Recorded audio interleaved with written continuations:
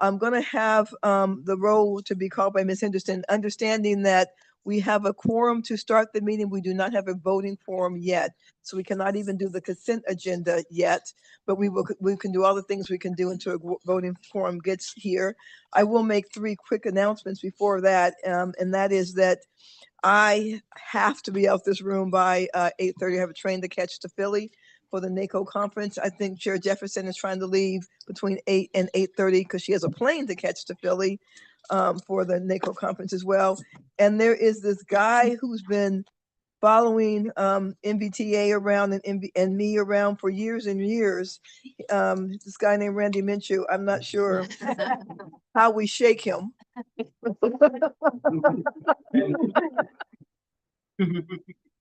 But he just got appointed to the Virginia's Commonwealth Transportation Board, and we are thrilled for him and so glad that he is back in this capacity. I call Randy is a mentor to so many, a friend, and knows the area and transportation just about better than anybody. So Randy, welcome back into the room. Great to meet you. All right, Ms. Hinton, will you please call the row? Chair Randall, I am here. Vice Chair Snyder, Here. Chairman McKay, Chair Jefferson, Here. Vice Chair DeFerrante, Here. Mayor Gaskins, Here. Mayor Davis Younger, Here. Mayor Mensing, Mayor Reed, Here. Senator Boysko, Here. Delegate Delaney, Here. Delegate Sewell, Mr. Gribben, Here. Mayor Cole, Here. Mr. Cutler, Here. Ms. Robinson. Here, I'm virtual. You have a majority of members present. Thank you. Thank you very much. As it is the night before the first day of National Association of Counties, is it possible that anyone from Fairfax is on the phone with us and just not here in person? On the line with us? No, no one's on the line. Okay. Is anyone on the line at all? I did think I did hear one voice on the, okay, wonderful. So we cannot do, we can't do anything on the consent agenda because it's an action item, and we can't do any action items because they're action items.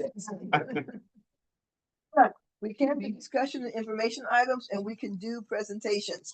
I think that Mr. McKay or Fairfax would like to be here for the presentation. So Monica, is it possible to do the discussion information items first? Mr. Longi, am I catching you off guard if I ask you to do that? Ms. Backman, is that okay with you? Madam Chair, it's your pleasure. Okay, then let's do those first, and so we can get those done. And then we can wait and see if somebody from Fairfax comes in the room. I think when Jeff walks in, we should all stand up and clap. Welcome him to the room. But let's do the discussion items that are on the second page. It's the Finance Committee reports. So items 13 through 17 is what we're going to do right now. For the Finance Committee, I'm sorry, Judge Snyder, do you have anything to say about finance stuff? I'll turn it over to Mr. Long. Okay. And Chair Snyder had asked me, the committee did not meet in July this month. Chair Snyder had asked me to do a quick recap on revenues. As we had talked last month, our revenues, while grantors is weak, sales tax has been robust enough, even in these uncertain times, to more than cover the grantors reduction. Shocking therapy. We're expecting to end the year pretty much within 1% of our original estimates for the 4 revenues. So that's pretty good, I think, in this type of an environment. We have noticed that grantors is running a week to week, not grantors, but property sales. The value of them is declining. Purchasers are negotiating lower prices. That's been something that has risen up this last week. It has obviously long-term implications for grantors because grantors is dependent upon the value of the real estate as well as the number of transactions. The number of transactions has been what's been dragging down grantors for most of this year. Now, unfortunately, we may be seeing the value of the real estate or the transfers going down as well, but that'll be factored into our longer term revenue estimates.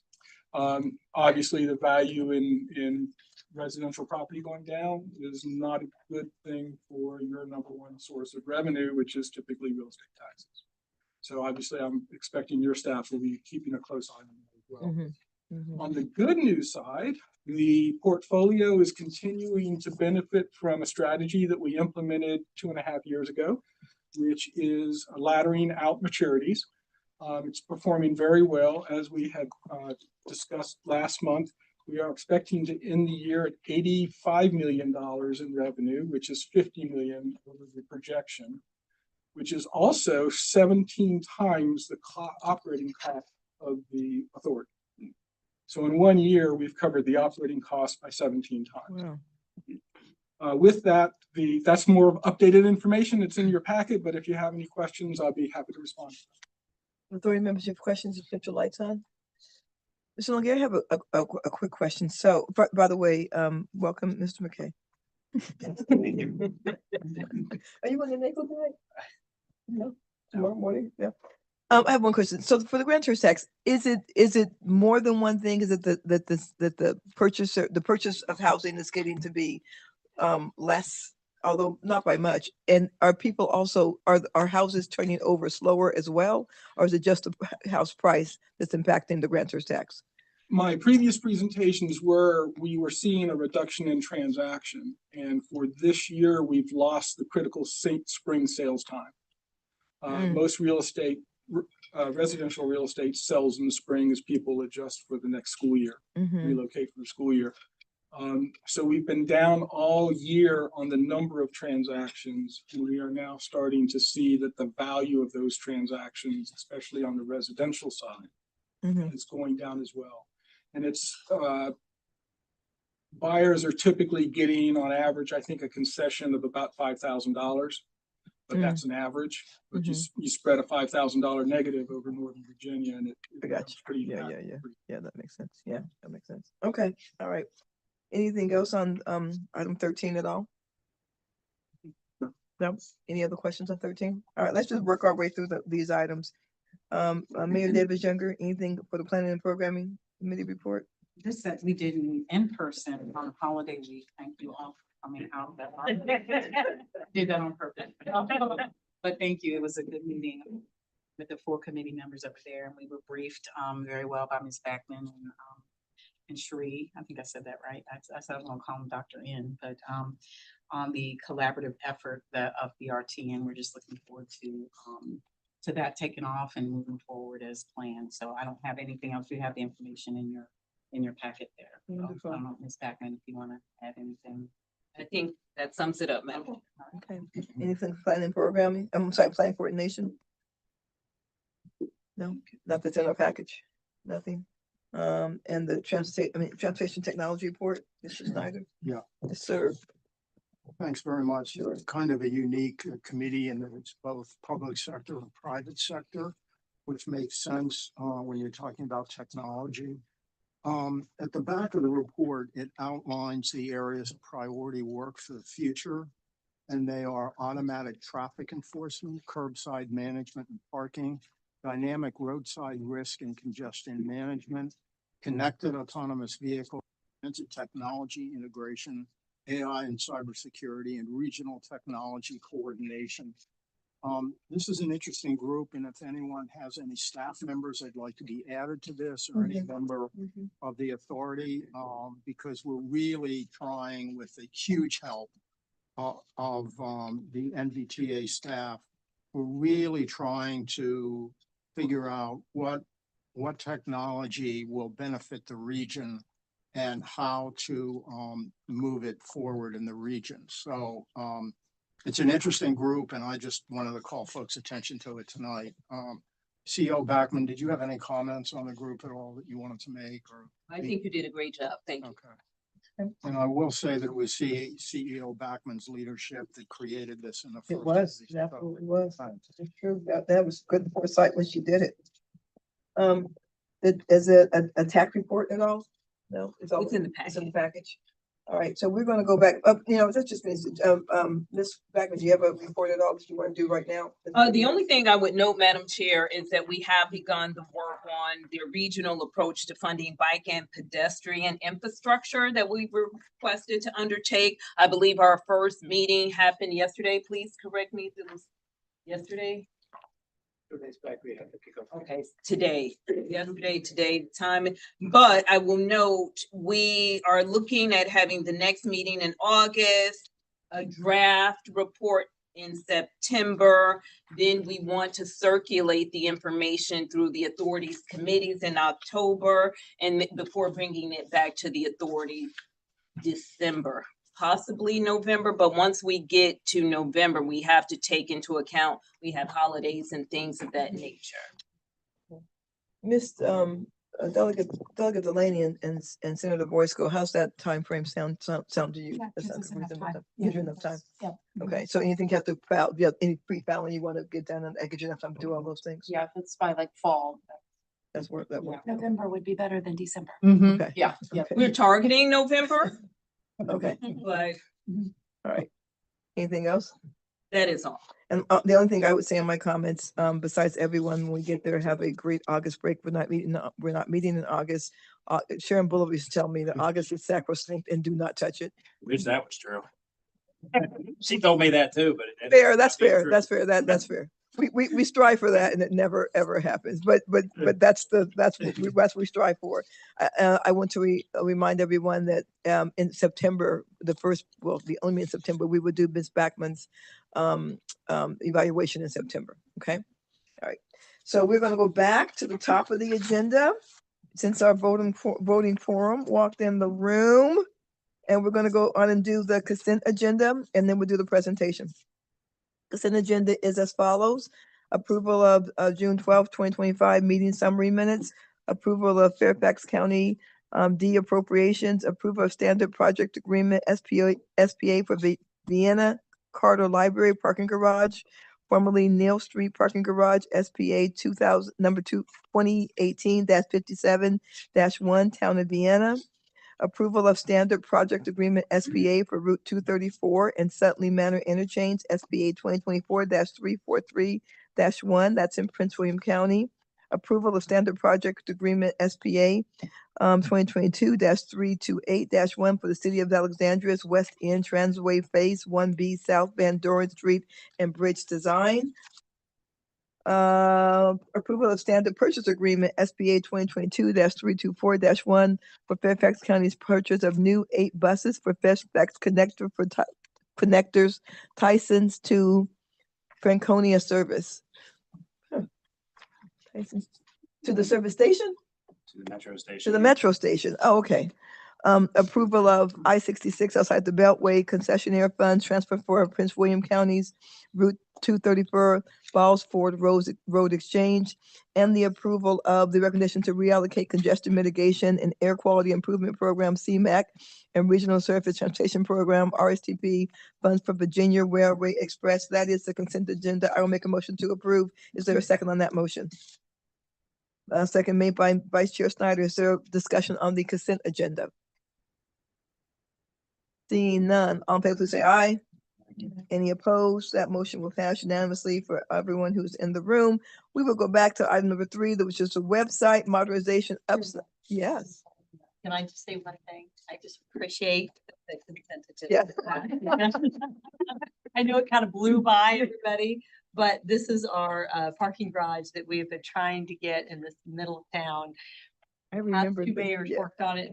Finally, we're getting it. I remember this, the Appreciate your parking garage. You're welcome. Yeah, we've been doing that one for a long. You're right, there's things on the consent agenda that go fast, but doesn't mean I know. it didn't go fast. I just wanna say The thank consent you, agenda and just goes fast. Anna's very happy. Yeah, good, wonderful. Anybody else that has something for consent agenda over here? Everybody's good? All right, that motion will pass unanimously, and now we'll do the presentation for the modernization update MBTA website debut. We are ready. We're excited. You know, had a catchy title with the debut. But Good evening, Madam Chair and members of the authority. It's an exciting day here at MBTA to debut this new website that has just been a long time coming. I know you all are very aware, been to the current website. It was just much needed to build out page by page, explain our processes more clear, more transparent, priorities, funding, everything, all encompassing was the goal of creating this new website. So I want to start by saying I'm just so appreciative to have Shar Faisal, my colleague on my team, and to HDR Engineering's help building this site out page by page. As I said, every step of the way, truly bringing our vision for a new website to reality. And it has been work behind the scenes, taking every single page, dismantling, rewriting, reclarifying, and totally rebuilding to, as I said, make this much easier and transparent. So we kept all audiences in mind through the build out of this website, audiences who are unfamiliar with MBTA, even down to project sponsors and your own jurisdictional staff to have a more easy approach to understanding, exactly the steps needed to take to apply for our own 6-year funding program. So without further ado, we'll walk through a few key pages of the new site and explain a little bit of the logic behind each of the pages. But starting with Sharara, actually took some of this fabulous videography we have on the homepage, and we're excited to get more. This was a great starting point for us to have Innovation Station and others in the Reston Herndon area and expressing the forward movement. And we really built each page again with that who, what, why approach to really put it casually to really say, so starting out here in this interactive element of how, Sharar, if you would like to advance the next part. Can't launch a website without technical difficulties, right? Be here. So this slider, and if we are able to pull it up, it really walks you through where we start with planning for the future of projects through transaction, how projects are funded through a 6-year program, and ultimately wraps it all up by demonstrating the results that truly matter to our community through congestion reduction, travel time savings, and improved quality of life for all. The next portion of this website, we built out to take the website users on almost, and when we get it pulled up, you'll see what I'm emphasizing here, but it's taking our users on an interactive journey of illustrating our investments by mode in a way that's showing each of them as they're never a standalone piece of the puzzle, but how they all connect to fit the entire transportation network. So that's, all right, if you want to go down to the next portion. So this is the multimodal slider that shows our real-time funding by mode and then demonstrates key project callouts that we thought were most relevant to community members that might have immediate familiarity, and again goes back to fitting that whole narrative that we're not just funding one mode here at MBTA, we are multimodal, and every single project we're funding is multimodal at its core. So if it's a rail project, it still has implications for bus, roadway, bike, pedestrian, and these somewhat cartoony illustrations we felt tied that all together in an illustrative way. So if you hit a tab for one mode, does that tab drop you down for every project in that mode? It just gives you a few key projects, Okay. and the next part of this website. Oh, I see. Okay. Shows you all of the projects. So that's why Gotcha. underneath Okay. it's discover our investments, and that takes you to all the Okay. projects overall. But we'll get to that page in just a second. So the Keeping Up with MBTA was just a fun way to highlight the newsletters we're putting out on a monthly basis. How did Mike Differente get in the center of that picture? That's what I wanted.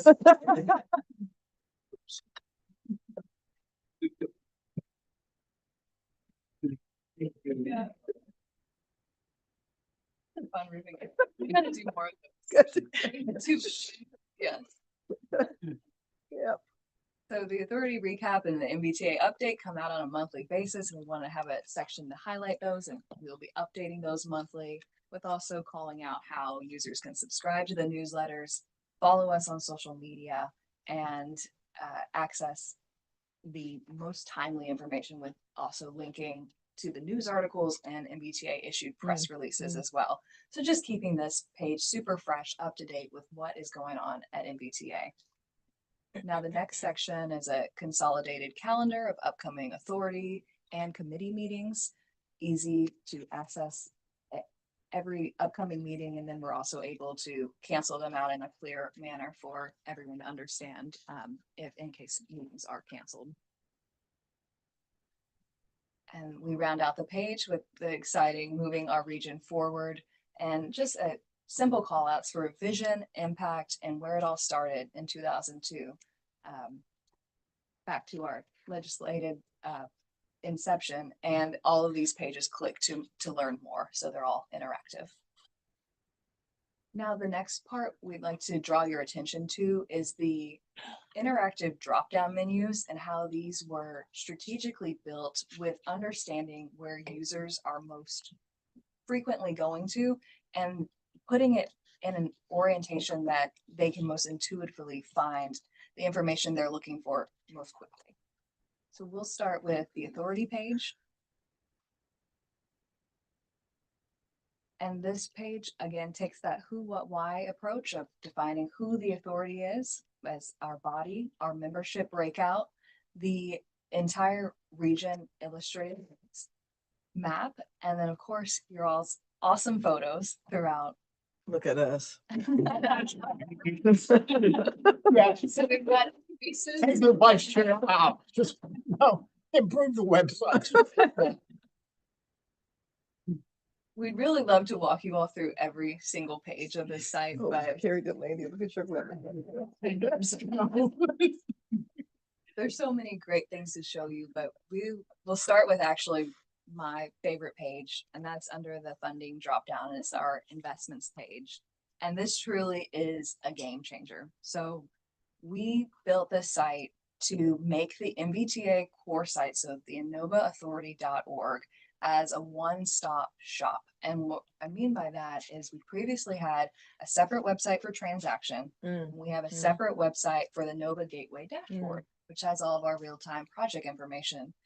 Now, all of that information is updated and accessible on the site itself. So all of the information Sharara is hovering over right now, that's all real-time data. So what project sponsors are putting in onto the Nova Gateway dashboard, or PIMS as we also call it, this is all up to date with the investments, project totals, and then of course broken out by the colorful modes as you all saw on that homepage illustrated slider. Yeah. Now, this next section is also back end to the Nova Gateway dashboard of showing the 30-70 split. So which projects are getting a combination of both, and which are just unique 70% funded projects, and which are the 30% projects, all of course updated with that real-time data. And then we broke out the definitions of both, just to be really clear, because we do get questions about where the funding's coming from, how it's broken out. And then there's a hover over option that actually takes you directly to the code and has that verbiage from there as well, in case we get extra curious users. So again, with that all one-stop shop, it's all here for you. So you don't have to go looking around elsewhere for it. Now, the next enhancement, and we're also really excited about this one as well. It might not seem too fancy, and it's really not. It's simply a Google map with all of our projects broken out by mode and by revenue. And this was built because we're just more familiar with Google Maps versus like GIS or a map on another platform. It's just easier for the user to immediately have their bearings and know where things are, because they're just more used to looking at maps in this type of format. So we have several of these Google Maps throughout the website now with all of the project data. And we are excited about that because it's just one of those new upgrades that the HDR team actually recommended to us. Oh, we can take your project data and put it into a Google map and clearly display it for your users. We said, great, that sounds awesome. Next tab, if we look at the 6-year program page. So the 6-year program page specifically was in mind of 2 users, people who are curious about 6-year program and then project sponsors. So we back up what the 6-year program is, how often it's updated, how we're bringing solutions to the region through the multimodal investment. So people are understanding what modes we're investing in. And part of building this website was kind of fun to kind of step outside the box and say, if you knew nothing about MVTA and you didn't know what type of projects we're investing in, anything like that, that was the angle of coming in here. It's just, we're being really upfront about this is where the funding is going. And the next portion of it gives you all of the current phase information. So we're currently in the application phase of the next 6-year program cycle. Also gives you information about the previously adopted 6-year program. And then again, another Google map demonstrating all of the projects adopted over the course of all funding programs. Now, I want to hone in a little bit more on the current 6-year program cycle and why this is really beneficial for project sponsors and project applications.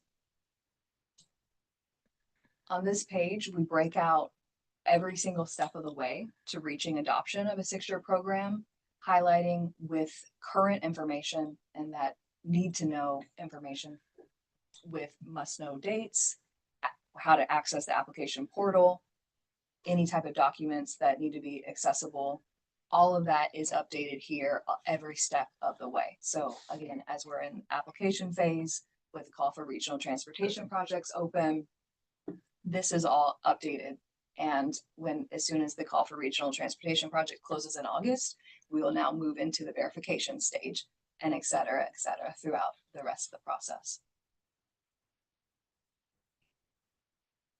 And under the transportation planning dropdown is we've taken a similar approach to defining our transaction page as well. So the who, what, why approach from the get-go of who develops the region's long-range transportation plan, why is it important, when is it updated, and how does it impact the region?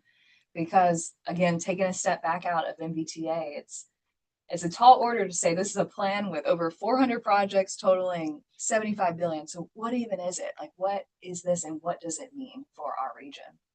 And with the most recent transaction being adopted in December 2022, we have all the references and resources here available.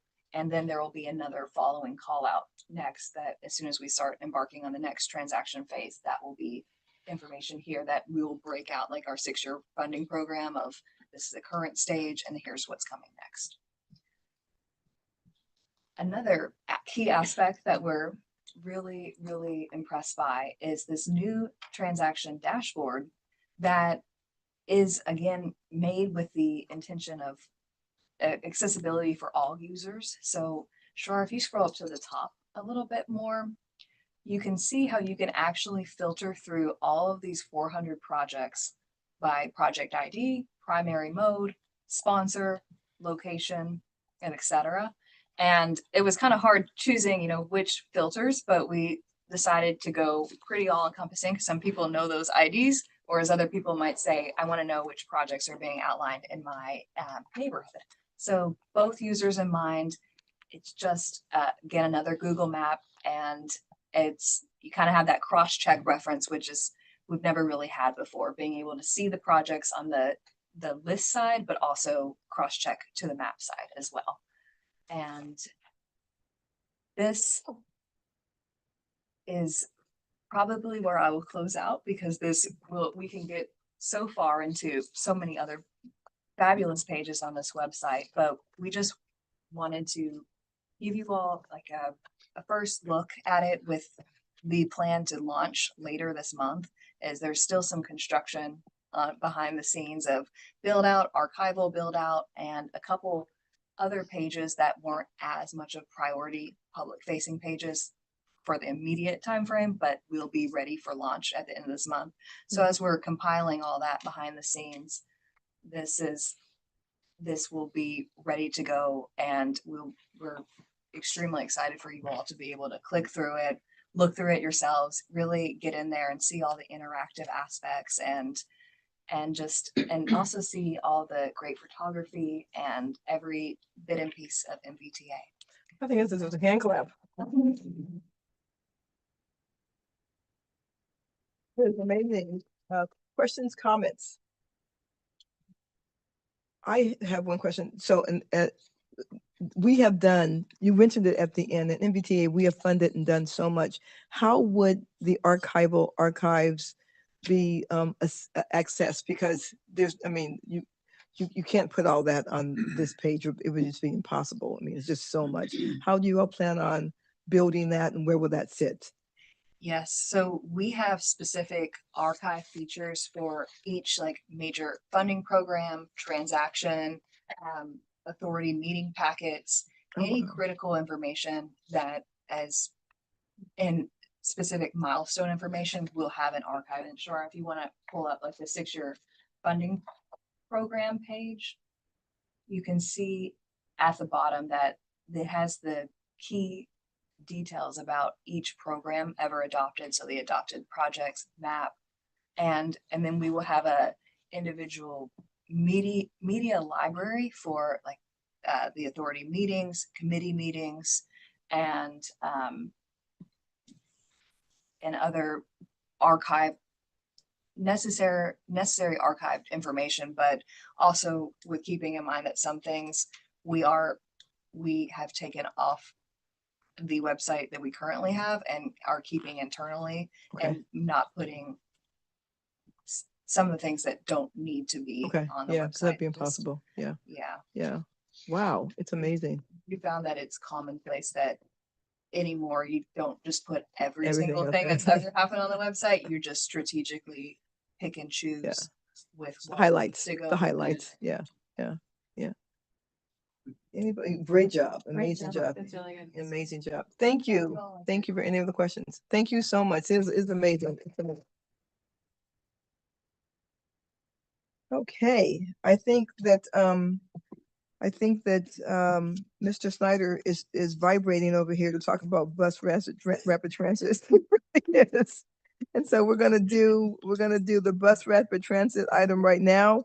And I'm actually gonna hand the mic to Mr. Snyder to carry this item through, ask questions and comments, because he is incredibly excited about this item. Mr. Snyder, take it away. Well, thank you very much for that lead off. I better be excited about it. And I am. So this is a result of a lot of work, and I hope that actually if folks can stay, if it works for their travel plans, to get a photo of the authority and key staff members if we approve this plan tonight, because recalling things like the Silver Line were on maps like that for years and they became reality. So this is an exciting night, I think, if we approve this plan, and then it's all up to all of us to make it reality. So with that, I'll turn it over to Monica and Keith for the presentation. Sure, thank you, Vice Chair Snyder. I would just echo your sentiments. This was born 2+ years ago. This regional BRT plan, which we previously called preliminary deployment plan for a regional BRT system. And when we took this out to the public, they said the name sucked. So we came up with a different name. They said, we don't know what that means. Can you do something else? But this came out of your current transaction, which was adopted in December of 2022. We were like, what could we do that would give us a big bang for the buck We knew that we wanted to make sure we were continuing to invest in high capacity transit, piggybacking off of the 5 BRT lines that we're currently funding. And what could we do in the more near term, given that Metro wasn't going to be extending their lines? This doesn't mean that Metro will never extend, but trying to provide some high capacity transit options. One of the things I will note before turning it over to Mr. Jasper, BRT means different things to different people, because when you ask them, they were like, oh, if it's not fixed skyway, it's not BRT. Well, that's not necessarily true. However, this is a blueprint. That's the thing I really want to emphasize. It is a blueprint. When you see these 28 lines, they may change, they may not. But the reason why we wanted to start this initiative and talking to you and your staff in the localities, is it something you believe in? Can you buy into it? Do you need to amend your comp plans to try to get it into your comp plans and align yourself for funding one day in the not too distant future, hopefully? But as Mr. Snyder said, the Silver Line took 30+ years before we got to actual implementation. And when we had the working group, we went outside of Northern Virginia. We had Montgomery County, Prince George's, WMATA, TPB staff. We wanted to be all inclusive because people travel within Northern Virginia and outside of Northern Virginia. So I've said that spiel. Mr. Jasper is going to be brief because at this time, we've talked to you about this at the past few meetings. So Mr. Jasper. Meetings about this for, I don't know, 2 years now. Years. Thank you, Ms. Bateman, Chair Randall, members of the authority. Pleasure to be here with you tonight to seek your approval of the BRT action plan. I'd just like to note the project manager and deputy project manager for our consultant team are in the back of the room as my safety net if you ask any difficult questions. But my remarks will be brief, but between us we'll be happy to answer any questions that you have. I would say at the outset that this has been the most collaborative initiative, not just in my time at MBTA, but in my entire career. In terms of the number of stakeholders we have engaged with and the degree of engagement that we have had, is by far the most collaborative project I've ever worked on. We established some years ago a multi-agency and multi-state BRT planning working group, and that has been that's comprised of staff from across the region, and that's been very central to the development of this plan. But in addition, we have had 2 rounds of public engagement in spring of 24 and spring of 25. This public engagement included focus groups, included online survey, pop-up events across the region. We briefed this body, you provided us with valuable feedback in June and July of last year. And we briefed you again in June of this year. We briefed your statutory committees, the Technical Advisory Committee and the Planning Coordination Advisory Committee throughout 24.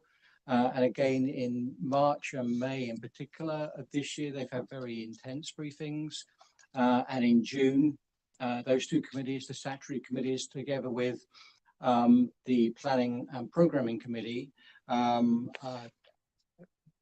met in the June meeting cycle to discuss and provide their endorsements. And I'll come back to that briefly in a moment. As Ms. Bateman said, the action plan provides a strong blueprint for you all to develop BRT lines incrementally, but in the knowledge that when we get towards the end, it will function as an integrated system and not a series of standalone, independent, unrelated lines. So in short, this action plan is predicated on our philosophy to think big, start small, and build momentum towards a regional BRT system that provides Northern Virginians with a meaningful alternative to driving. And just to close, our analysis, our technical analysis has shown that this system will reduce congestion. It will help to avoid CO2 and other emissions. it will improve accessibility and safety. In addition, through the public engagement work, we know there is strong public support for such a system.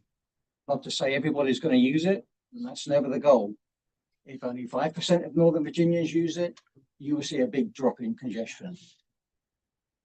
So coming back to the committees, we've met with each of the committees, as I said, on numerous occasions, but in the June meeting cycle, and for the PPC, the early July meeting cycle, the committees have all endorsed this plan.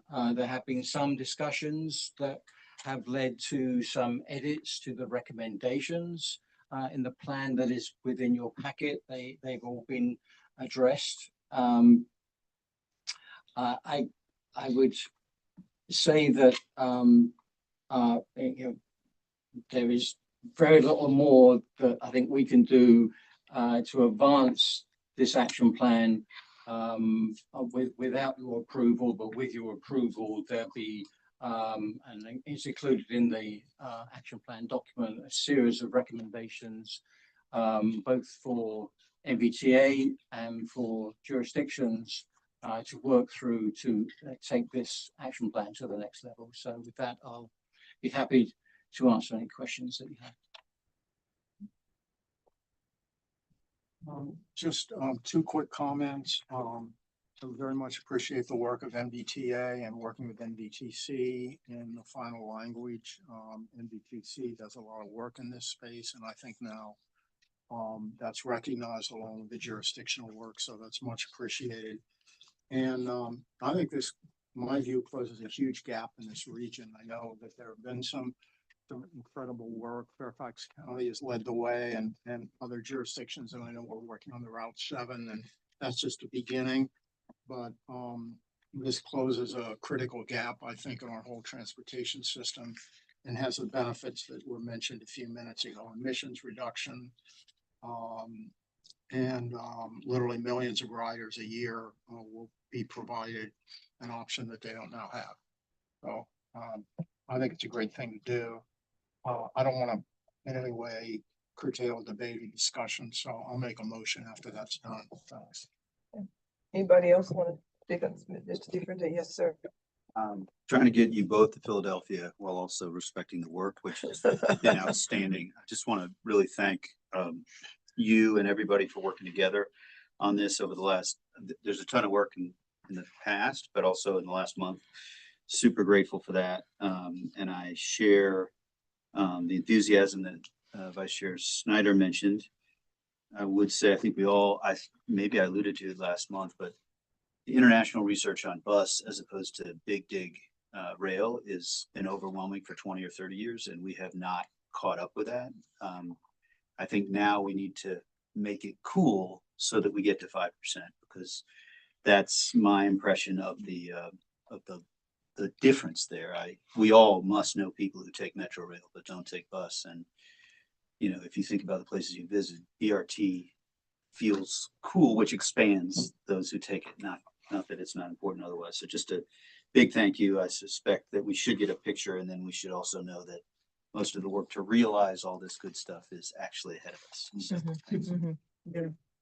Yeah. I was actually going to speak on that too. And I think that last part you said is a lot of the work to realize it is actually how to get people on the bus.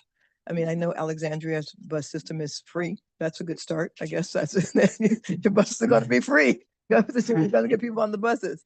But to think that if only 5% of the people got in the buses, it would be I have learned being in Northern Virginia now for 30 years that people, for whatever, people in Northern Virginia just tend to not do mass transit even when it's available to them. And so with all this work that's been done by our jurisdictions, led by MBTA, in my opinion, with the help of MVTC and all the input of jurisdictions, it will all be for naught if we don't figure out how to get people.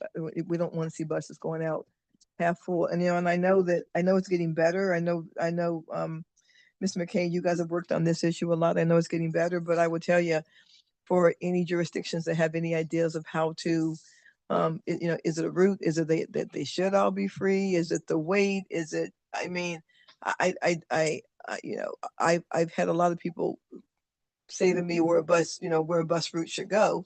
And then we put one there and no one's on it. No one's on it. And I have not been able to crack the code as to why people don't get them. I just don't get it. And so I think some of the work ahead of us for me is to figure out how you get them on there. So that would be something we can all kind of noodle around. Yeah, just really briefly on that, I think, one of the ways is the sophistication of this and the time savings. If you're sitting in the same traffic as cars, unless you need to ride the bus, if you're sitting in the same traffic, you're likely just to get in your car. And so that's actually speaks to the importance not only of the time savings component, which is the major driver of why people would decide freely to use transit, but also just the quality of what you see in here in the bus stops, the amenities. We don't do a very good job dignifying bus service. I agree with that. And we need to do a much better job at that. And time savings and it's dignifying it, that is going to drive the ridership. But I also just want to point out, because it hasn't been said yet and it's implied, but I think Metro needs this badly because many of these routes arrive at or circulate through a metro station. And people who get in their cars and drive to work past the metro station are much more likely to stay in their cars. Absolutely. If you leave and get in a bus and your destination is to eventually get to a metro station and ride rail, you just increase Metro's ridership a lot too. The only other thing I will point out to you, and this kind of is one of the reasons that we have some challenges with Metro with bus, is that if you're going to get ridership increases, you have to run a bus system that can immediately respond to changes in land use, changes in routes, changes in construction that's taking place in our region. And this is one of the challenges we've had with Metro, because I know there's been a movement to try to get many of us to just have Metro take over our bus systems. And while we can do better in unifying with Metro on certain things and efficiencies, we've talked about this at DMV Move. The biggest challenge to Metro running the entire bus system is the bureaucracy and slowness of addressing ridership issues real time that cause people to not get on the bus. And so I just want to lay that out there as a thought piece, because sometimes those of us closest to these communities know where the ridership opportunities are better than people who are not close to these communities. And so that's one of the reasons why this has become an issue of discussion at DMV Moves. And it does tie into this, because to your point, Chair Randall, if you're going to get more people to ride bus, it's got to meet the things I just said. The dignified, the time savings, and it's got to be where people need it to be when it needs to be there. And the local governments who run these bus services know that best. Yeah, I concur with everything you just said. Do all these buses, is this everything out here, are they completely ADA compliant, including having curb cuts? There will be, including having curb cuts. Okay, good, good. Curb cuts are a big deal. I'll go to the map for curb cuts. I will. Big deal with me. Anybody else? This is amazing. It's been a lot of work. This work went, pretty rapid, pun intended. It did. It moved along very quickly. So yeah, this is great. Mr. Thai, would you like to make a motion? Thank you, Madam Chair. I move the authority approve the Bus Rapid Transit BRT action plan. And I will second that. Discussion on that motion. Anything else? Monica, thank you, and thank all your staff. Are we getting a picture in front of this big sign before we walk out? That Matt can be in the middle of.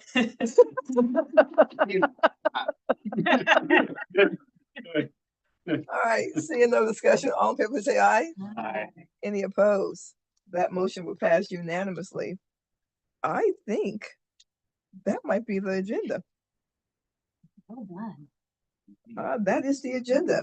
If we see no other business, we are adjourned. I love it. What are you doing? Thank you.